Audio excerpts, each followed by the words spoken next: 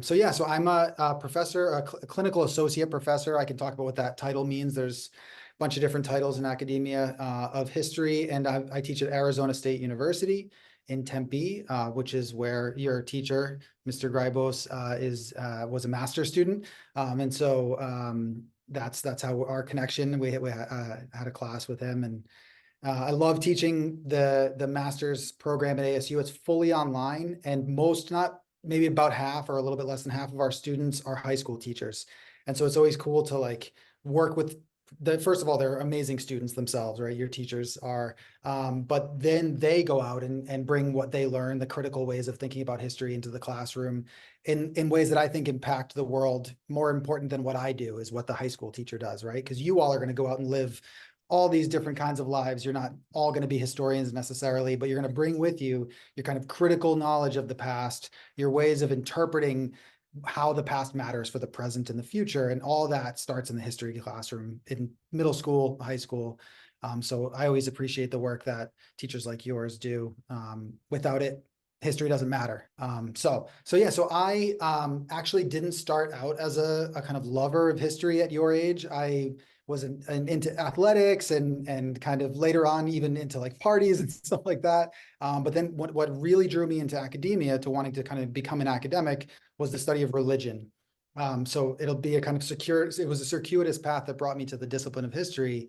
But I grew up in the Catholic faith in Rhode Island and Massachusetts, and then I left the church, and I was always fascinated by kind of how religious institutions like the Catholic Church affected the lives of people like me, or immigrant communities from Italy, France, Spain and Ireland, right? How those communities brought their Catholicism with them to the United States and impacted this once Protestant nation, et cetera, right? All of those questions were really interesting to me growing up. And what really drew me into the region of Latin America, which is what I study and which we're going to talk about today mostly, was the dominance of the Catholic Church throughout the history of this region that we call Latin America. And so that's one of the kind of core components of what makes the region of Latin America what it is the shared kind of colonial history dating back to Spain and Portugal, right? And the development of national communities after independence, which we'll talk a little bit about as well. But the Catholic, I'm in Peru right now, so I actually got permission to work fully remote for this period, and I'm living with my wife and son in Lima, Peru. And the Catholic Church is still all around here. All the federal holidays are Catholic holidays here. Students get Holy Week off.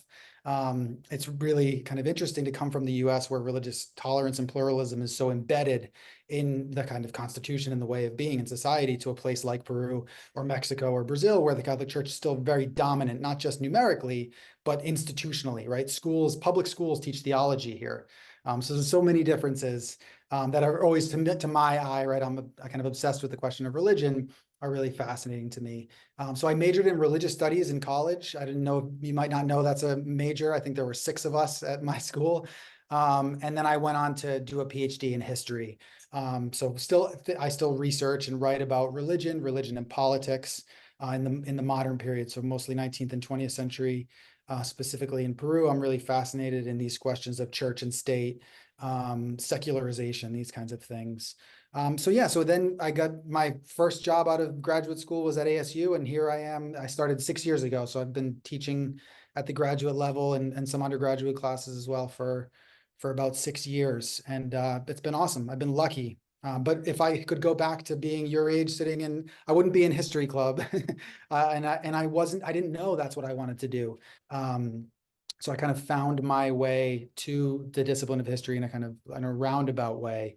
But I'm certainly glad I have, and it's awesome to see folks interested at your age